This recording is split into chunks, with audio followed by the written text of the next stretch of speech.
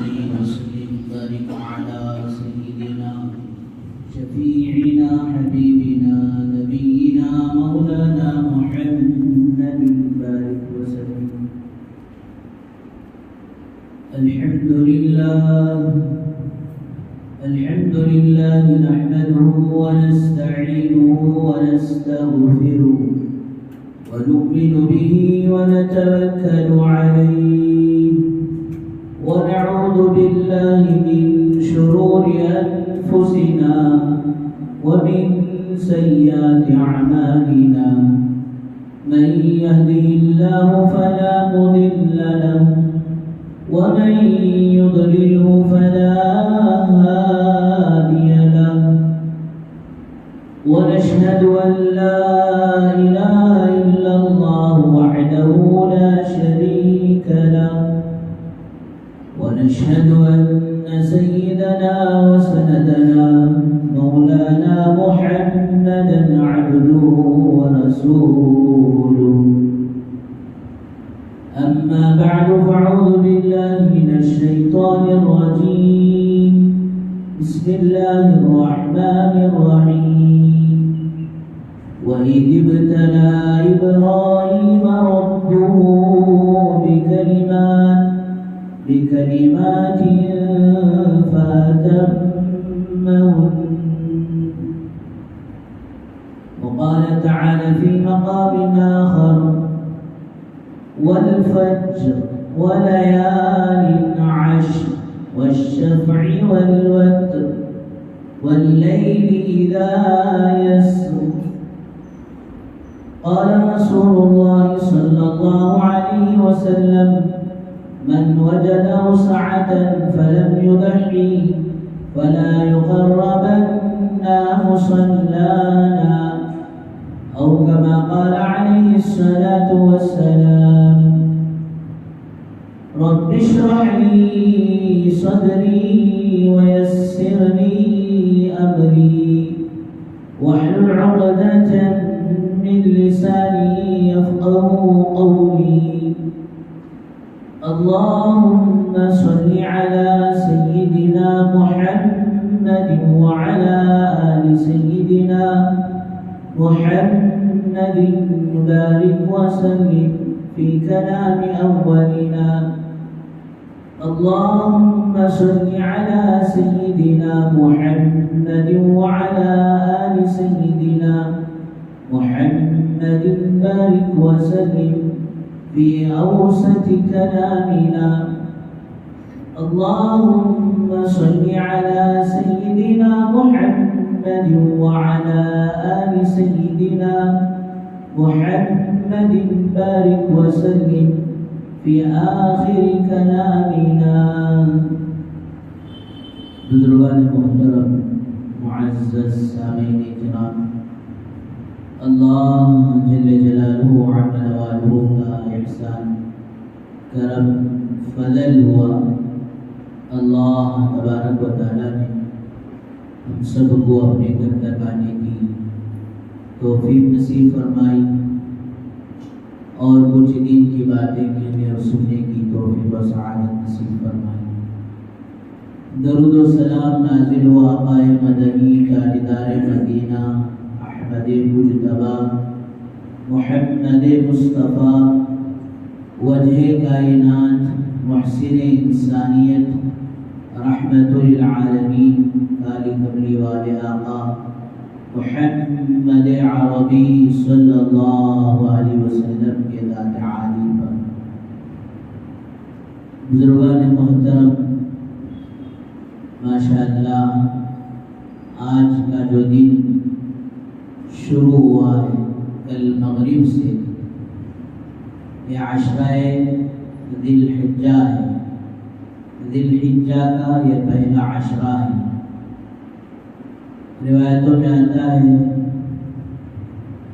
कि अल्लाह के नज़दीक पूरे साल में सबसे महबूब अमाल अपने बंदों के अल्लाह को जो अमल सालिह महबूब और प्यारे हैं, इन्हीं 10 दिनों के कल रात माशाल्लाह चांद نظر آیا ہے اور جولائی 10 تاریخ کو عید الاضحیٰ بقرہ عید کا دن ہوگا، تو لہذا یہ جو 10 دن ہیں بڑے ہی فضیلت کے حامی ہیں۔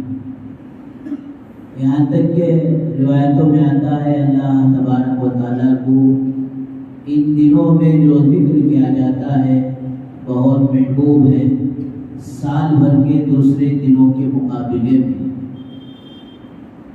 اور پھر جو قرآن مجید کی تلاوت اس عشرے میں کی جاتی ہے، اللہ تعالیٰ کو وہ تلاوت میں بہت زیادہ محبوب ہے دوسرے دنوں کے مقابلے میں۔ اسی طرح دیگر اعمال، یہاں تک کہ روایتوں میں آتا ہے ان دنوں کا روزہ رمضان کے فرض روزوں کے علاوہ اللہ تبارک و تعالیٰ کو زیادہ محبوب ہے۔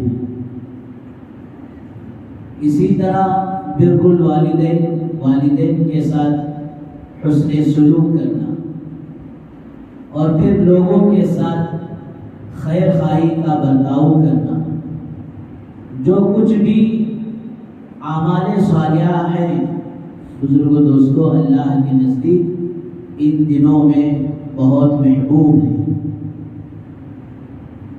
لیکن اللہ معاف فرمائے، آج امت کو اس کا کوئی پتہ نہیں ہے کہ عشرہ ذی الحجہ ہے کیا۔ زیادہ سے زیادہ عرفہ کا روزہ رکھ لیتے ہیں، یہ 10 دن کے بھی روزے رکھ سکتے ہیں، اور عرفہ کا روزہ خصوصاً 9 تاریخ کو عرفہ کا دن، یہ روزہ روایتوں میں آتا ہے اللہ تعالیٰ اس ایک روزے کے بدلے میں ایمان والے کے 2 سال کے گناہ معاف کرتے ہیں، ایک گزشتہ سال کے اور پھر ایک آئندہ سال۔ تو بہرحال ان 10 دنوں کو ایسے ہی کیئرلیس ہو کر نہیں گزارنا ہے، بلکہ جتنا اعمال کے اندر کوشش ہو سکے کوشش کر اعمال خیر کو کرنا چاہیے۔ ہمارا حال اللہ معاف فرمائے صرف بکرے بول کر گزر جاتا، کام بیٹھے تو بھی بکرے لانا، کیسے لانا، کہاں سے لانا، کون سے بازار سے لانا، لے کو آگے تو ماشاءاللہ اس کی ایڈورٹیج کرتے رہنا، اتنے بلایا اتنے بلایا، اب بھی بھاری تھے، کشمیری تھے، فلان تھے، یہ کیا کہ پسند ہے یہ لا لیا۔ واقعتاً قربانی کی بڑی فضیلت ہے، قربانی کے جانوروں کو پالنا، مانوس کرنا، اس سے محبت اور انسیت ہو جانا، یہ ذبح کرتے ہوئے کبھی آنکھوں سے آنسو بہانا، یہ مستقل الگ چیز ہے۔ لیکن سارے 10 دن صرف بکرے بول کر ہم بھی خود بکرا بن کر گزار دینا، میرے بزرگوں یہ اچھی بات نہیں ہے۔ حافظ ابن حجر عسقلانی رحمۃ اللہ علیہ جو ماشاءاللہ بخاری شریف کی شرح لکھی ہے، تو حافظ ابن حجر رحمۃ اللہ علیہ فرماتے ہیں کہ یہ دنوں کی آخر فضیلت کیوں ہے؟ 30ویں پارے میں سورہ فجر کے نام سے جو سورۃ الفجر ہے، والفجر، اللہ پاک صبح کی قسم کھائے، ولیال عشر، اور 10 راتوں کی قسم کھائے۔ مفسرین حضرات نے فرمایا کہ یہ 10 راتوں سے مراد رمضان کے آخر عشرے کی 10 راتیں ہیں، اور مفسرین میں ایک میجارٹی یہ کہتی ہے کہ یہ عشرہ ذی الحجہ، اب جو یہ مہینہ شروع ہوا ہے ذی الحجہ، اس کی 10 راتیں ہیں۔ اس نے روایتوں میں یہاں تک آتا ہے کسی خوش نصیب کو ان راتوں کی عبادت نصیب ہو جائے تو فرمایا وہ لیلۃ القدر کے برابر کا اجر و ثواب ملے گا۔ تو بعض نے فرمایا کہ یہ ولیال عشر کے 10 راتیں رمضان کے آخر عشرے کی بھی راتیں ہیں، اور ذی الحجہ کی یہ 10 راتیں بھی ہیں، دونوں راتوں کی فضیلت ہے۔ اور بعض نے فرمایا محرم الحرام کے مہینے کی شروع کی 10 راتوں کی بھی فضیلت گویا اس آیت میں اللہ تعالیٰ نے جمع کر دیا ہے۔ تو بہرحال حافظ ابن حجر رحمۃ اللہ علیہ فرماتے ہیں کہ ان دنوں کی فضیلت کیوں ہے؟ اس لیے کہ بزرگوں پر جو وقت نماز جو پہلے سے ہے ماشاءاللہ وہ ان دنوں میں بھی ہے، اور پھر نماز کے علاوہ نفل اور مستحب روزہ ان اشرے ذی الحجہ کے روزے ہیں، اللہ نے طاقت دی، ہمت دی، استطاعت دی ہے تو فرمایا 10 روزے بھی رکھنے کی کوشش کریں، یا جتنے روزے ہو سکے اتنا رکھیں۔ آخر مرحلہ اور آخر میں تو کم سے کم یوم عرفہ کا روزہ تو رکھ ہی لیں۔ اور پھر ماشاءاللہ ان دنوں میں صدقہ کرنے کی فضیلت اللہ تبارک و تعالیٰ نے بڑھا دی ہے۔ یہ 3 روز عبادتوں کے علاوہ چوتھی عبادت اللہ تبارک و تعالیٰ نے جو رکھی ہے، فرمایا دوستو وہ قربانی کا عمل اللہ تبارک و تعالیٰ نے انہی 10 دنوں میں رکھا ہے۔ اور پھر قربانی بھی سارے کا سارا قربانی کا عمل اور حج کا اکثر عمل، فرمایا وہ اللہ کے خلیل، اللہ کے دوست سیدنا حضرت ابراہیم خلیل اللہ علیہ السلام کی یادگار چیزیں ہیں۔ پہلے ہی بارے میں اللہ تبارک و تعالیٰ نے حضرت ابراہیم علیہ السلام کی متعلق فرمایا سورہ بقرہ کے اندر، وَإِذِ ابْتَلَىٰ إِبْرَاهِيمَ رَبُّهُ بِكَلِمَاتٍ فَأَتَمَّهُنَّ۔ جب اللہ تبارک و تعالیٰ نے حضرت ابراہیم علیہ السلام کو چند چیزوں میں امتحان لیا، آزمایا، آزمائش میں ڈالا، اور پھر حضرت ابراہیم علیہ السلام میرے بزرگ دوستوں اس امتحان میں 100 کو 100% پرسنٹیج نمبر لیے، 100 کو 100% حضرت ابراہیم علیہ السلام کامیاب ہوئے۔ ایک امتحان آنکھ آپ جس گھر میں کھولے ہیں وہ گھر میں دوستوں کیا دیکھتے ہیں کہ بتوں کی فیکٹری ہے، بتوں کے ان کے باپ آزر بتوں کو بنانے والے ہیں، اور پھر دستور یہ ہے کہ عام طور پر ہوتا یہی ہے کہ بیٹا باپ کے گوشت کو چاہتا ہے، بیٹا کی اولاد اپنے باپ کے کام کو چاہتی ہے، اور پھر باپ کو جو بینیفٹ آتا تھا، باپ کو جو کمائی ہوتی تھی، اولاد چاہتی ہے کہ اس طرح ہماری بھی کمائی ہو۔ وہ بتوں کے بنانے کی وجہ سے بہت سارے ہدیے گفٹ لا کر اس زمانے کے لوگ حضرت ابراہیم علیہ السلام کے باپ آزر کو دیا کرتے تھے۔ اب جس گھرانے میں دوستوں آنکھ کھولے ہیں وہ سارا بتوں کی فیکٹری ہے، بتوں کا کارخانہ ہے، اور پھر اس کفر و شرک کے عالم میں آپ کو اللہ کی توحید بیان کرنا ہے۔ کوئی معمولی بات نہیں ہے کہ باپ مخالف بن جائے اور بیٹا جو ہے باپ کے اپوزٹ میں جا کر کام کرے، یہ کوئی معمولی بات نہیں ہے۔ تو وہاں حضرت ابراہیم علیہ السلام جیسے جیسے بڑے ہوئے، اور وہ زمانے کا جو رواج تھا، کوئی ستاروں کو دیکھ کر خدا سمجھتے تھے، کوئی جو چاند کو دیکھ کر خدا سمجھتے تھے، کوئی سورج کو دیکھ کر خدا سمجھتے تھے۔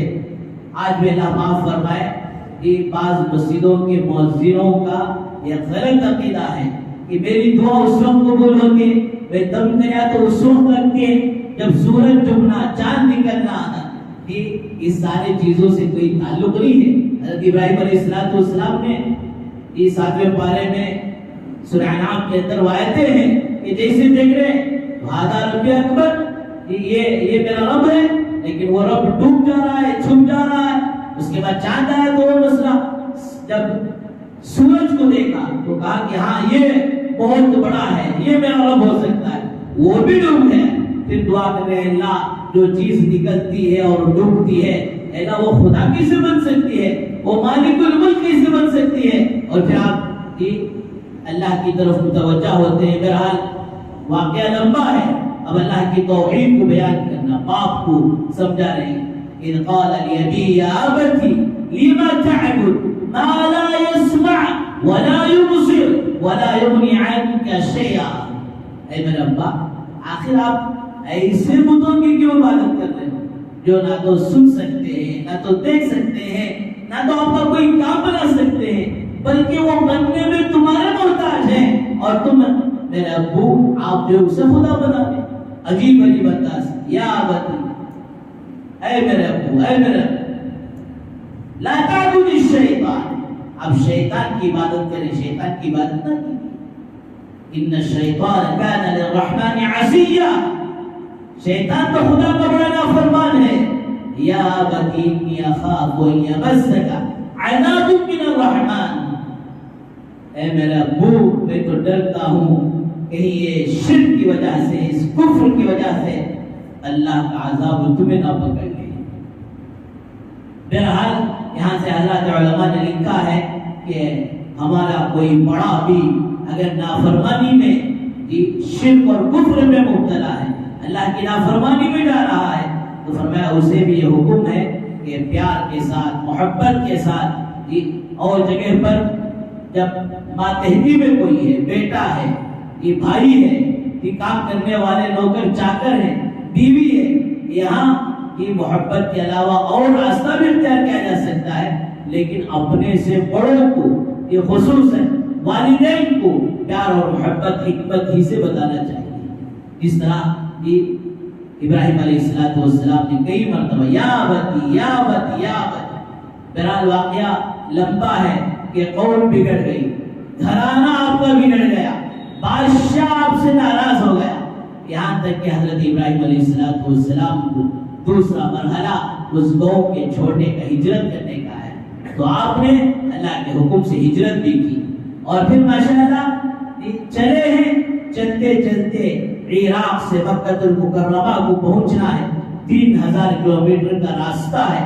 یہ ذرا سوچ کر دیکھیں نہ تو آج تو اللہ معاف فرمائے حج کرنے والے حاجی صاحب ایئرپورٹ میں بیٹھے بیٹھے جبکہ چاروں طرف سے ایئر کنڈیشن ہے تھک جاتے ہیں اور پتہ نہیں اس موقع پر بیٹھ کر اپنے گناہوں کو یاد کرتے توبہ اور استغفار کرتے اور حج کی قبولیت کی دعائیں کرتے. یہ سب چھوڑ کر یہ پتہ نہیں وہ کبھی کمیٹی والوں کو یاد کریں گے حج کمیٹی کو کبھی ٹور والوں کو یاد کریں گے.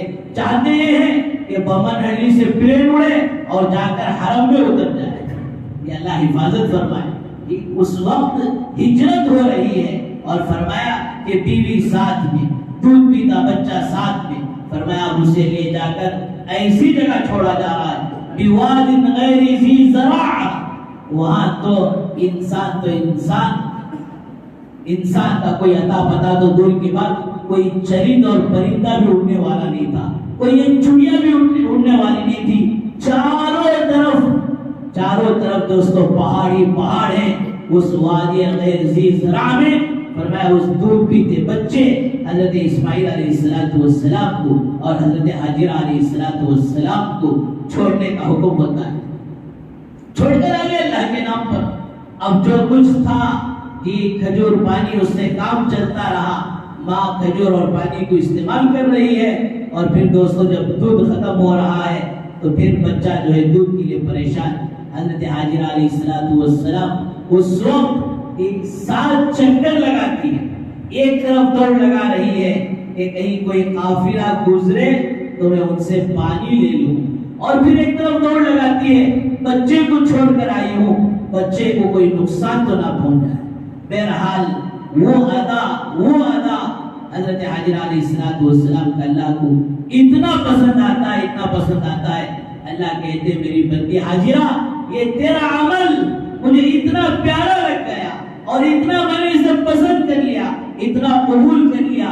اب قیامت کی صبح تک کوئی حاجی حج کرنے والا کوئی عمرہ کرنے والا معتمر فرمایا اس وقت تک نہ تو اپنے حج کو قابل قبول بنا سکتا ہے نہ تو عمرے کو قابل قبول بنا سکتا ہے جب تک کہ وہ تیری طرح ادائیں نہ کر لے. سارا قربانی کا حج کا فلسفہ دوستو وہ حضرت ابراہیم علیہ السلام حضرت اسماعیل علیہ السلام اور آپ کے شریک حیات حضرت حاجرہ علیہ السلام کی ادائیں ہیں. بہرحال حضرت علامہ انور شاہ کشمیری رحمۃ اللہ علیہ بڑے ماشاءاللہ محدث گزرے ہیں. ایک مرتبہ کسی چیز کو حضرت پڑھ لیتے تو 40 سال یاد رہتا. نور العزا عربی میں ایک کتاب ہے مسئلے مسائل کی. آپ نے مدینے کی کتب خانے میں بیٹھ کر پڑھا اور پھر ان سے چاہا کہ اس کتاب کو میں ہندوستان لے جاؤں. انہوں نے کہا حضرت پڑھنے کی تو اجازت ہے, لے جانے کی اجازت نہیں. حضرت نے بغور پڑھا, پھر یہاں آ کر ماشاءاللہ اسی طرح کی کتاب لکھی اور اس کتاب میں جو غلطیاں تھی وہ بھی یہاں سے لکھ کر بھیجے. غضب کا یہ حافظہ تھا. فرمایا جب صفا مروہ پر گئے تو دعا کرتے ہیں اے اللہ تیری بندی حضرت حاجرہ نے یہاں پیاس سے مجبور ہو کر پانی کی تلاش میں دوڑ لگائی. اے اللہ انور شاہ یہاں ہدایت کی تلاش میں دوڑ لگاتا ہے. اے اللہ تو نے حاجرہ کو پانی دے دیا, ان کے بیٹے حضرت اسماعیل کو پانی دے دیا. اے اللہ تو انور شاہ کو ہدایت دے دے. جن کی زندگی یہ حدیث کی خدمت میں لگی اور جن کی زندگی دوستو پوری کی پوری زندگی قال رسول اللہ میں گزر گئی. فرمایا وہ بھی جاتے حج کے لیے تو فرمایا دوستو ان کی کیفیتیں ہوتی تھی. بہرحال ایک مرحلہ گزر کر جو بات اصل میں عرض کرنی ہے وہ یہ ہے کہ وہاں سے حضرت اسماعیل علیہ السلام دوڑنے کے قابل ہو گئے, 9 سال کی عمر کے قابل ہو گئے. اب حکم آ رہا ہے کہ اے ابراہیم اپنے بیٹے اسماعیل کو میرے نام پر ذبح کر دو. اور پھر ڈائریکٹ حکم نہیں تھا, خواب میں حکم آ رہا ہے. ہاں یہ بات اور ہے کہ نبیوں کا خواب بھی وحی کے درجے میں ہوتا ہے. حضرت اسماعیل علیہ السلام کو یہ حضرت ابراہیم علیہ السلام پوچھتے ہیں یا بنیا انی ارا فی المنام انی اذبحک فانظر ماذا ترى. اے میرے بیٹے میں خواب میں تمہیں دیکھ رہا ہوں کہ میں تمہیں ذبح کر رہا ہوں. بیٹے تمہاری اس بات میں کیا رائے ہے؟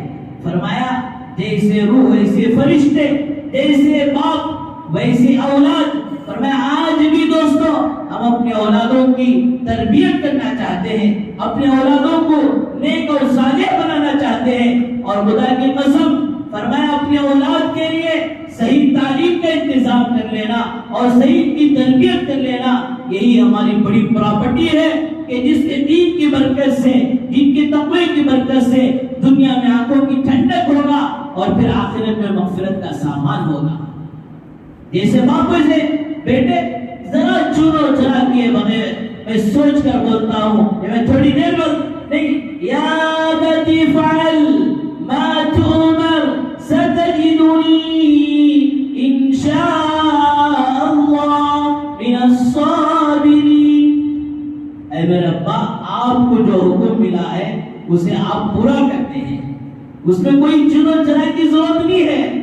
لیکن دوستو 90 سال کی عمر میں بڑی دعاؤں کے بعد, بڑی تمناؤں کے بعد, بڑی آرزوؤں کے بعد ایک اکلوتا بیٹا ملا ہے, اسے ذبح کرنا. ذرا دوستو اپنے اولاد کے ہاتھ پیر باندھ کر تو دیکھو, ایک دن اسے گھر کے اندر کوٹ کر گھر کے اندر جیل بنا کر تو دیکھو, پتا چلے گا کہ کیا گزرے گا. فرمایا ابا میری محبت آپ کے دل میں کہیں نہ آ جائے اور پھر اللہ کے حکم کو پورا کرنے سے آپ کہیں پیچھے نہ رہ جائیں. ابا مجھے پیشانی کے بل زمین پر لٹاؤ. اور پھر دوستو ذبح تو ایسے ہی کیا جاتا ہے, ایسے آپ لٹائے اور بال پکڑے اور اس طرح نیچے سے چاقو چلانا ہے. چلانے سے پہلے آسمانوں کی طرف دیکھتے ہیں, اے اللہ تو میرے سے اسماعیل کو مانگتا ہے, اے اللہ تو اسماعیل کی قربانی مانگتا ہے. اے میرے اللہ آپ کے حکم پر اور آپ کی محبت میں یہ ایک اسماعیل نہیں ایسے 100 اسماعیل ہو تب بھی اللہ میں اس کے نام تیرے نام پر ذبح کرنے کے لیے تیار ہوں. حضرات مفسرین نے فرمایا کہ قربانی صرف ایک جانور کے ذبح کر دینے کا نام نہیں ہے میرے بزرگوں. قربانی اصل میں نفس کو قربان کرنے کا نام ہے کہ ہمارا نفس, ہماری خواہشات, ہمارے جذبات, ہمارے خوشیاں, ہمارے غم, ہمارے دن و رات فرمایا سب اللہ کے حکم کے تابع ہو جائے, نفس اللہ کے حکم کے تابع ہو جائے. فرمایا یہ اصل قربانی ہے.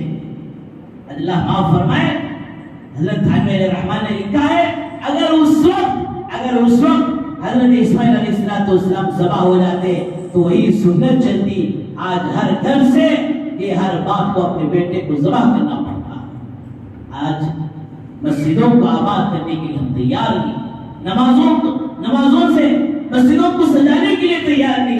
اتنا بڑا کام مسلمان کا کر بیٹھا، اللہ نے فضل کیا، اللہ نے احسان کیا، اور اس جگہ پر جنت سے دمبا آیا، اسی کی نقل اور وہی سنت دوستوں سیدنا حضرت ابراہیم علیہ السلام کی قیامت تک کے لیے اللہ تعالیٰ نے چلا دیا۔ پھر آج میں عرض کر رہا تھا کہ ان 10 دنوں کی فضیلت، کہ اس 10 دنوں میں ذکر اللہ کو بہت محبوب، تلاوت اللہ کو محبوب، والدین کی خدمت اللہ کو محبوب، ہر نیکی اللہ کو محبوب۔ کیوں؟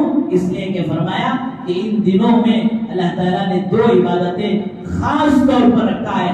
یہ قربانی کا عمل انہی 10 تاریخ سے لے کر اور پھر 13 تک جو ہے وہ 12 تک ہو سکتی ہے۔ اس کے علاوہ جتنی بھی فرمایا جو ہے ذبح ہو جائے جانور، فرمایا قربانی نہیں ہوگا، وہ تو صدقہ ہوگا یا تو عقیقہ ہوگا۔ قربانی جو ہوگی وہ انہی دنوں میں ہوگی۔ اور دوسری چیز جو اہم ہے، قربانی سے بھی بڑی عبادت ہے، فرمایا دوستو وہ حج کی عبادت ہے، کہ حج کی عبادت بھی انہی دنوں میں ہوگی۔ اور حضرات علماء نے عجیب و غریب بات فرمائی، حج کا فلسفہ بھی یہی ہے کہ فرمایا حاجی کے اندر بلکہ ہر مومن کے اندر فرمایا وہ رب چاہی زندگی آ جائے، من چاہی زندگی نکل جائے۔ حرم میں نماز پڑھ رہے حاجی صاحب، 1,00,000 نمازوں کا ثواب۔ اب ماشاءاللہ 8 تاریخ کو حکم ہوتا ہے کہ مکہ خالی کرو، حرم چھوڑو اور پھر مینا کے میدان میں چلے جاؤ۔ وہاں جا کر کیا کرنا ہے؟ کچھ بھی کرنا نہیں ہے، وہاں ایک نماز کا ثواب ایک ہی ہے، یا پھر 10% ملے گا، یا باجماعت ہو رہی ہے تو 27 درجے ملے گا۔ 1,00,000 نمازوں کا اجر چھڑا کر میدانوں میں بھیجا گیا، مینا میں بھیجا گیا، عرفات میں بھیجا گیا، مزدلفہ میں بھیجا گیا۔ اور پھر ربیع جمرات، وہاں شیطان نہیں ہے۔ شیطان نے جو حضرت ابراہیم علیہ السلام کو روک لگائی تھی کہ آپ اپنے اکلے بیٹے کو اللہ کے نام پر ذبح نہ کرو، فرمایا وہ جگہ تھی جہاں پتھر ہے۔ کوئی کہے کہ ان پتھروں کو پتھر سے مارنے کی کیا ضرورت؟ فرمایا عقل میں آئے نہ آئے، اللہ کا حکم آ گیا۔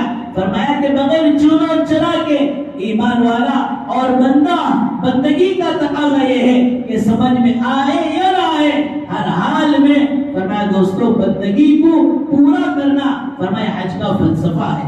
بہرحال دوستو حج جیسی اہم عبادت، حج کا اہم عمل فرمایا وہ انہی 10 دنوں میں، اور پھر حج کے 5 دن خصوصاً انہی ایام میں اگر کوئی آدمی حج کے 5 دن چھوڑ کر 355 دن بھی جا کر وہاں بیٹھ گیا، دن میں روزہ رکھتا رہا، رات بھر نفلیں پڑھتا رہا، فرمایا اسے ایک پائی بھی کچھ بھی نہیں ملے گا، اس کا حج فرمایا قابل قبول نہیں ہوگا۔ حج ادا کرنا ہے انہی دنوں میں کرنا ہے، حج ادا کرنا ہے انہی مکانات میں کرنا ہے، انہی جگہوں میں کرنا ہے۔ بہرحال یہ 4 فضیلتوں کی وجہ سے میرے بزرگوں دوستوں ان ایام کی اللہ تبارک و تعالیٰ نے فضیلت بڑھا دی۔ بہرحال ہمیں چاہیے کہ ماشاءاللہ جن پر قربانی واجب ہو جاتی ہے فرمایا وہ جو ہے پوری بشاشت کے ساتھ اللہ کا اسے فریضہ سمجھ کر، اسے شعار اسلام سمجھ کر فرمایا قربانی ادا کرنے کی پوری کوشش کر۔ فرمایا کس پر قربانی واجب ہوتی ہے؟ جن پر ماشاءاللہ زکوٰۃ واجب ہے 35,000 کے آج کے حساب سے۔ اگر کسی کے پاس مالیت ہے یا عورتوں کے پاس زیور ہے یا بزنس کا مال ہے، فرمایا جن پر زکوٰۃ واجب ہوتی ہے ان پر قربانی واجب ہے۔ اتنا فرق ہے، زکوٰۃ کے لیے یہ 35,000 روپے پورا سال ہمارے پاس ہونا، درمیان میں سے ختم نہیں ہونا، لیکن قربانی کے لیے ایسا مسئلہ نہیں ہے۔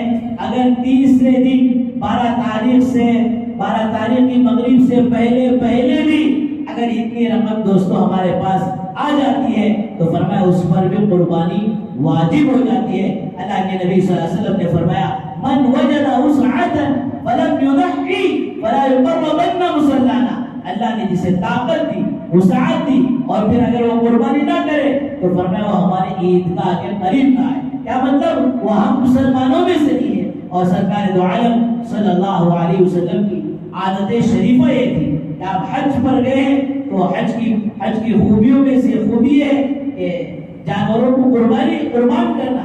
آپ نے حج کے موقع پر 100 اونٹ قربان کیے تھے، اور حج کے علاوہ ہر سال آپ 2 بکرے فرمایا قربانی دیتے تھے، ایک اپنی طرف سے اور پھر ایک بکرا ذبح کر کہتے اے اللہ اس کا اجر میری پوری امت کو عطا فرما۔ کیسے پیارے آقا تھے، کیسے رحمت للعالمین تھے، کسی موقع پر امت کو نہیں بولا۔ اور پھر سیدنا علی رضی اللہ عنہ کا معمول یہ تھا کہ 2 بکرے آپ بھی دیا کرتے، ایک بکرا اپنے نام سے، تو فرمایا ایک بکرا حضور اکرم صلی اللہ علیہ وسلم کے نام سے۔ حضرت مفتی سعید صاحب پالن پوری رحمت اللہ علیہ کا ساری زندگی کا معمول یہ تھا کہ آپ بھی ایک بکرا جو اپنے نام کا ادا کر دیتے، اس کے بعد دوستو ایک بکرا حضور اکرم صلی اللہ علیہ وسلم کے نام سے دیتے۔ لیکن ایک بات یاد رکھیں، جس پر قربانی واجب ہے وہ تو اپنے نام سے دینا ہی ہے۔ اللہ معاف فرمائے، ہمیں کتنا بھی بولیں دے، لوگوں کے دماغوں میں پہلے اتر گیا حضرت کئی سال ہمارے ابا کے نام سے دیا تھا، اس سال ہمارے باوا کے نام سے دیتا ہے۔ بھئی ایک فرض ہے، ایک نفل ہے، فرض نماز آپ اپنی چھوڑ کر آپ اپنے باپ کی طرف سے ادا کریں، ماں کی طرف سے ادا کریں، فرمایا ادا نہیں ہو سکتی۔ فرض تو آپ کے ذمے ہے، آپ ادا ہی کرنا ہے۔ اور ایک عجیب مسئلہ، حضرت میں پہلی بار دے دو سو کس کے نام سے دیتے؟ حضور کے نام سے دیتے کہ ہمارا ابا کے نام سے دیتے؟ دوستو جب 35,000 کی رقم آپ کے پاس جب بھی ہوگی، آپ اپنے نام سے ہر حال میں ادا کریں۔ یہ اپنا واجب، اپنی واجب قربانی دینے کے بعد اللہ نے اور طاقت دی ہے، تب آپ حضور کے نام سے دیں، اور حمید کے نام سے دیں، کسی اور کے نام سے دیں، چل جائے گا۔ اپنی قربانی چھوڑ کر فرمایا دوسروں کے طرف سے اگر قربانی دیں گے تو ان کو تو نفل قربانی کا ثواب ملے گا، اور آپ جو ہے وعید کے مستحق ہو جائیں گے۔ بہرحال جتنے قربانی کے مسائل ہیں، ان سارے مسائل کو جانور خریدتے ہوئے کہ کوئی عیب دار نہ ہو، یہ دیکھ کر لینا۔ اور ایک مسئلہ عجیب و غریب ہے کہ خصی کیا ہوا، یعنی جن کے پودے اور بیج مار دیے گئے ہیں، ایسے جانور کی قربانی حدیث میں آتا ہے افضل ہے۔ کیوں؟ اس لیے کہ جانور اس سے ماشاءاللہ موٹا تازہ ہوتا ہے، اور پھر اس کا گوشت بھی اچھا ہوتا ہے۔ اس حساب سے ایسا جانور ہی دینا پہلے درجے میں بہتر ہے، تو ایسے جانور کو خریدنے کی کوشش کریں، عیب دار جانوروں سے بچیں۔ اور پھر دوستوں قربانی کا سارا فلسفہ یہی ہے کہ تھوڑی دیر کے لیے 2 منٹ میں ایک جانور کو ذبح کر دینا یہ اصل نہیں ہے، بلکہ اپنے نفس کو قربان کرنا سیکھیں، اپنے آپ کو شریعت کے پابند بنانا سیکھیں۔ فرمایا جس نے اپنے نفس کی قربانی دی اس کی قربانی قابل قبول ہوگی، ورنہ فرمایا ایک رسم بن کر رہ جائے گا۔ اللہ تعالیٰ سے دعا فرمائے اللہ تبارک و تعالیٰ ہم سب کو ان اشراء ذی الحجہ کی پوری قدردانی کرنے کی، اس کے اندر اور معمولات کے علاوہ ذکر و اذکار کی، تلاوت کی، صدقہ خیرات کرنے کی، ہر نیک عمل میں اپنے آپ کو آگے بڑھانے کی توفیق و سعادت نصیب فرمائے۔ وآخر دعوانا الحمدللہ رب العالمین۔